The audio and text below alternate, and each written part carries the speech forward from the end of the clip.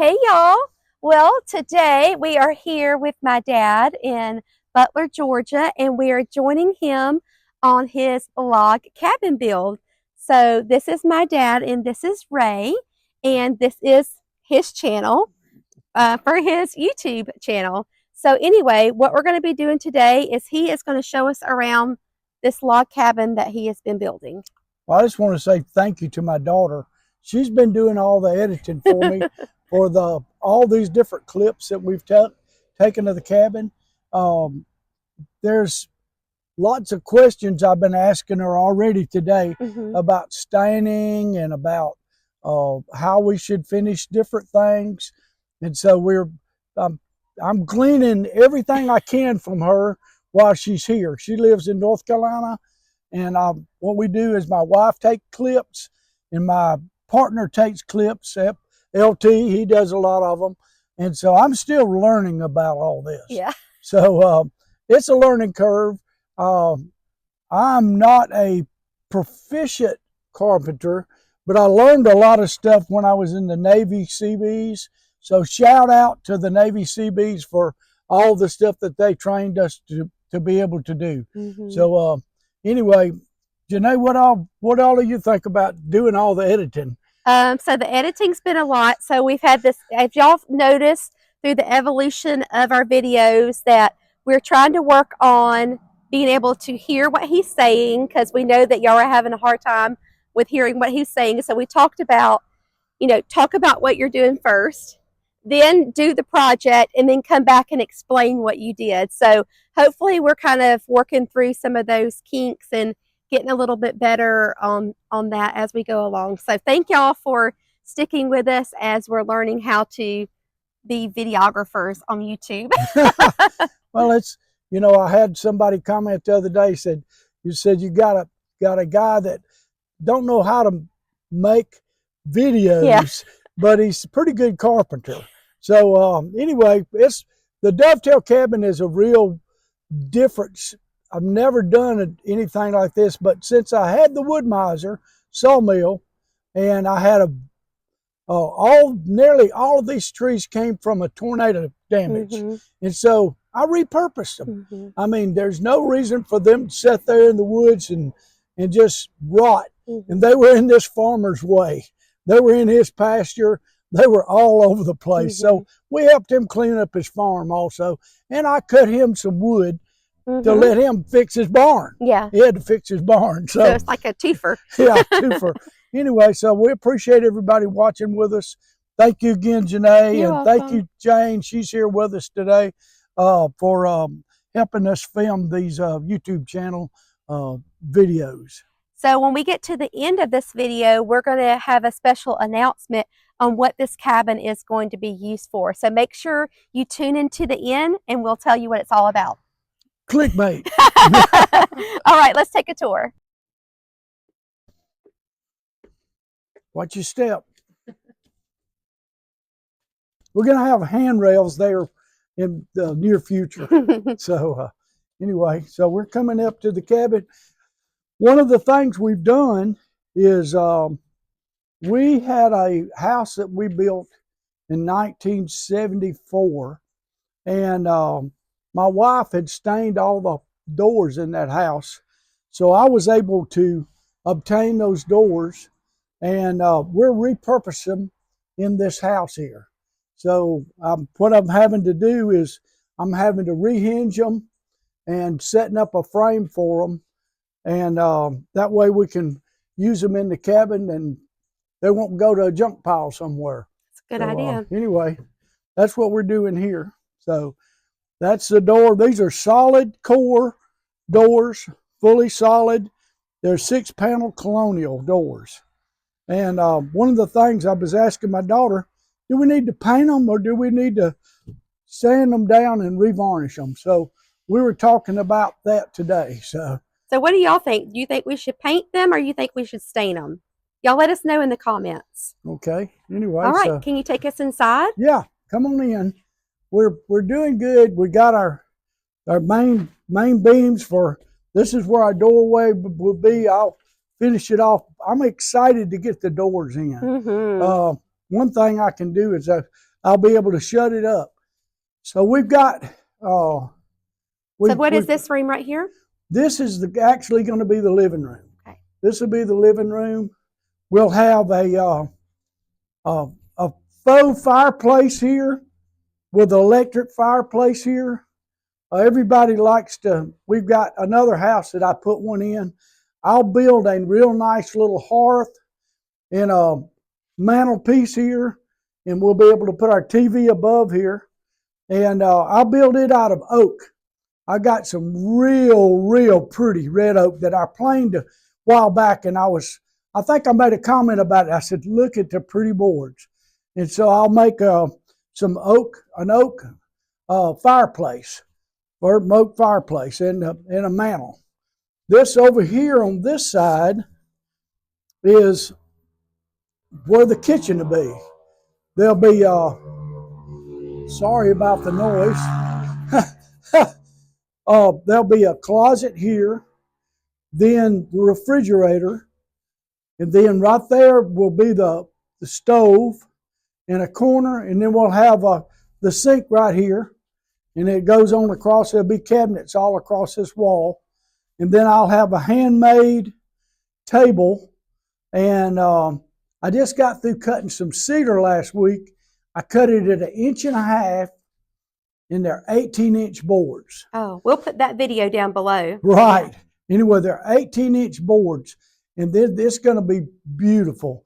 I'll do an epoxy finish on them, and so I've got that, and I've got some boards for the benches. Now you see the big main beams in here. They're 4x8 beams, and one thing I was going to ask my daughter, if we need to stain them a little bit darker, the boards that goes in the ceiling are going to be real light. They'll be real light natural color. They'll be just polyurethane. But I'm wondering if I need to stain those beams a little bit to give them a little bit more character. What do you guys think? Do y'all think he should stain them a little darker than the ceiling boards are going to be? Yeah. So anyway, so we're coming down the hall here. As we come down the hall, you see here now, this is how would you say, a judging point that me and my daughter don't really agree with exactly, but I've had good luck out of it. Last week I made a lot of clapboard. And if you look at the ends, you'll see that it's 3/4 on the bottom and 3/8 on the top. Some of them might be 1/4 instead of 3/8. But this clapboard siding, when you get through sanding it and then polyurethane it, I'm going to put it up halfway in the hall. It'll be with a wainscot with a real pretty piece of molding. And this will be the hall going down through here. Right here, this area right here will be the utility room. You'll be able to come in off the back entrance. There'll be a door there. And then there'll be a closet right here that goes a hot water heater. And the hot water heater is something that they call it a countertop hot water heater. It'll be sitting right here. It looks just like a dryer. It looks just, it's got the porcelain top on it. Gives you an extra place to fold your clothes. Then you'll have the washing machine, and then you'll have the dryer over here. Then we'll have a closet here. It's a place where you can put your stuff in, and like linens and different kind of things like that. So that's what's going to be going on. You come down the hall now. Oh, this will be your bedroom. And I've asked my daughter, she's here with me now, what I'm thinking about doing here is this is the room we'll put some bunk beds in. There'll be a set of bunk beds that run from here to here. Then I'm going to put a bunk ladder. A bunk ladder. It'll be a ladder that goes up right here in the middle. It'll have a little electrical receptacles where you can put your cell phone at night, you can put your clock at night, and all that different kind of stuff.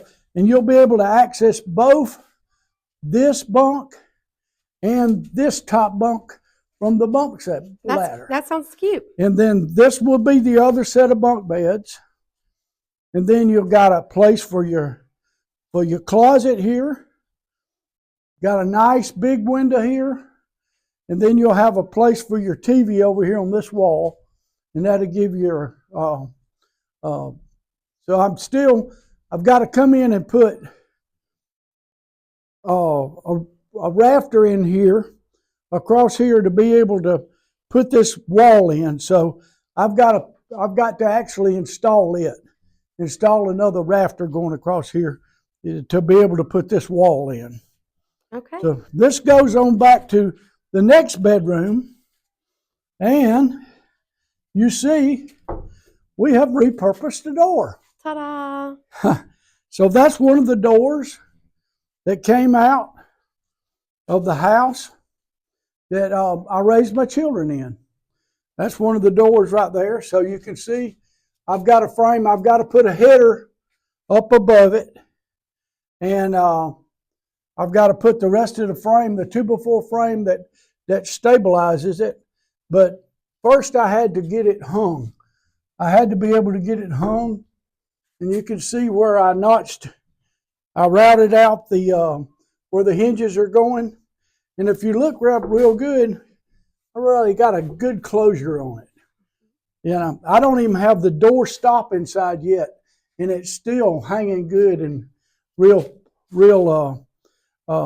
square. Everything's real square. This will be another bedroom here.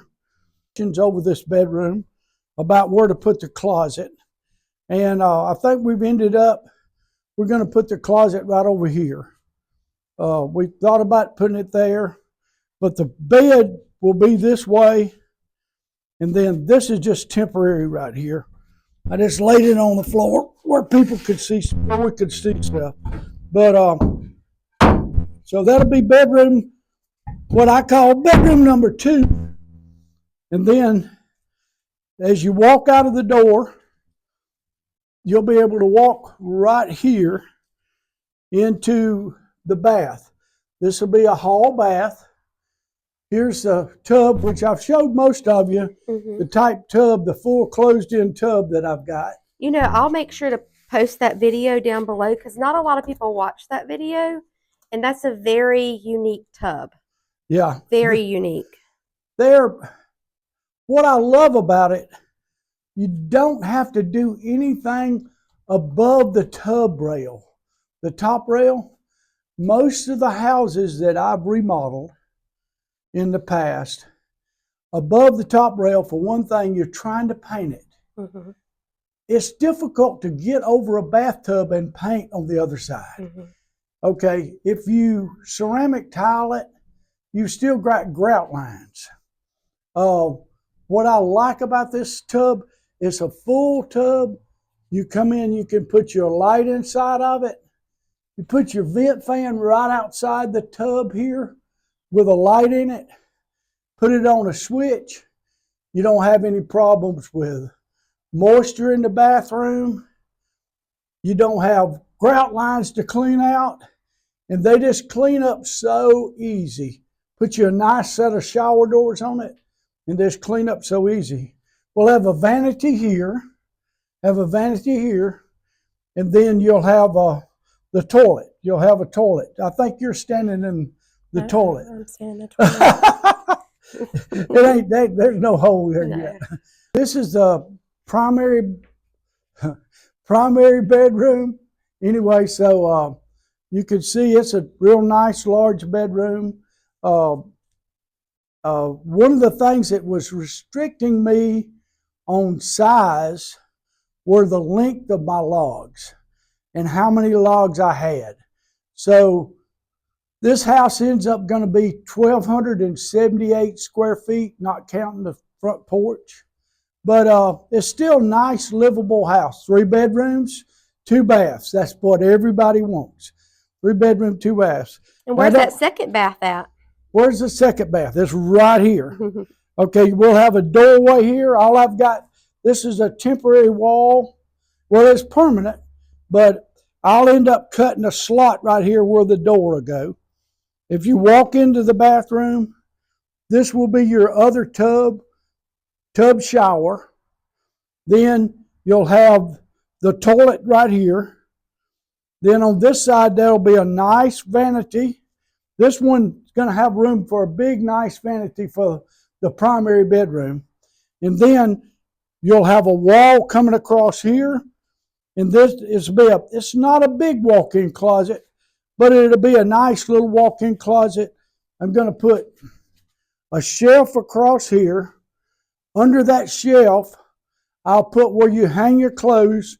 And at the end of this closet right here, all the way up to the ceiling, I'll have shelves where you can put your shoes, your hats, any kind of other, your clothes that you have folded up in nice little stacks, whatever you want to put in there. So it'll be a nice little closet. It won't be real big, but it'll be a nice little closet. So I put a lot of thought into this cabin, and I'm looking forward to finishing it up. And so I appreciate my daughter and my wife helped filming everything, and I appreciate my audience that's been helping me promote this. Well, they're an encouragement to you, right? Yeah, they're very much an encouragement. It's a hard day.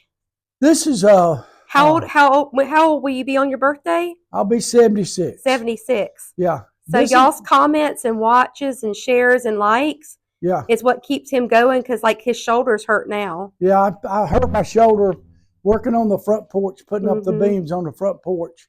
I had a ladder tilt over with me, and I caught myself on the beams, and I strained my shoulder real bad. So there's a lot of different things that we've got that we're going into this, but we can see we're moving towards the finishing part. We're moving toward putting up walls and putting up the fixtures on the walls and getting ready, thinking about the electricity and the plumbing and all that different stuff. Most of that stuff I'll handle by myself. I'll do it myself, and I'll have my helpers help me. So we're going to put in the ceilings, it'll all be beaded board. Excuse me, I'm sorry. It'll all be shiplap. And the shiplap's going to be primed with, it'll have keels and a white paint, and it'll be whitewash.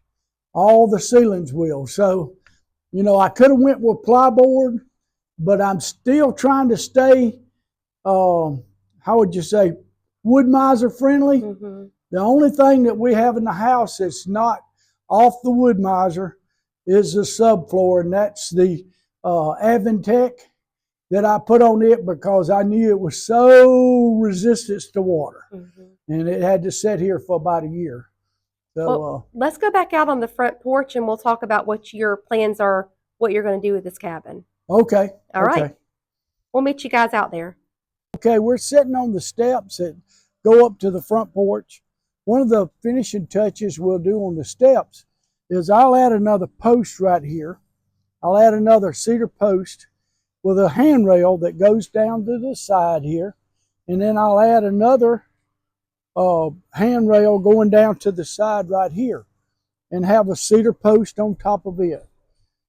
This area now, in between here and the freestanding garage, this is going to be a deck. On the left-hand side, it will actually be a ramp for people to egress, people to go in and out into the utility room. That way, when they pull into the carport and they have their groceries or whatever they're carrying in, they can just go right up the ramp and go right across. This will be a full deck all the way across here. You'll have the area here. You'll have an electrical panel right here on the outside of the house, electrical panel, and then on the back side, so the deck will go all the way across here, and then on the back side, I'll have another ramp that'll bring you out to the backyard.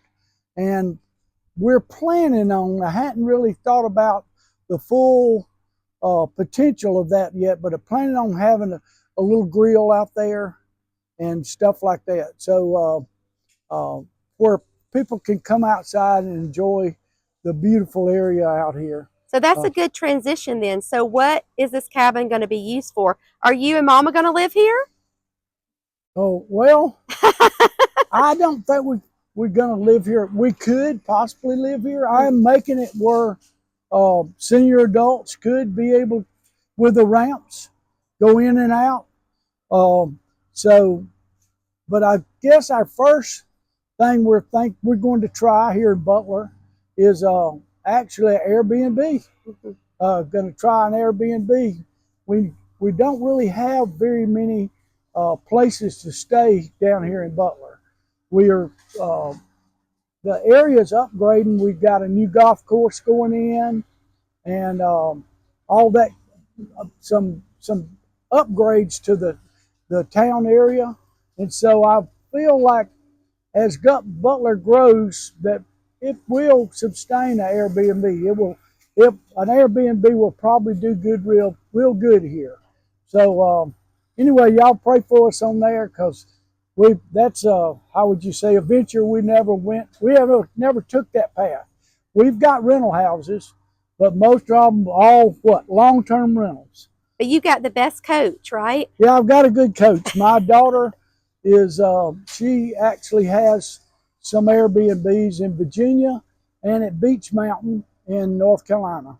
So she has 3 Airbnbs. So she knows the ins and outs of what I've got to do to be able to start up an Airbnb. So she's going to help us do that.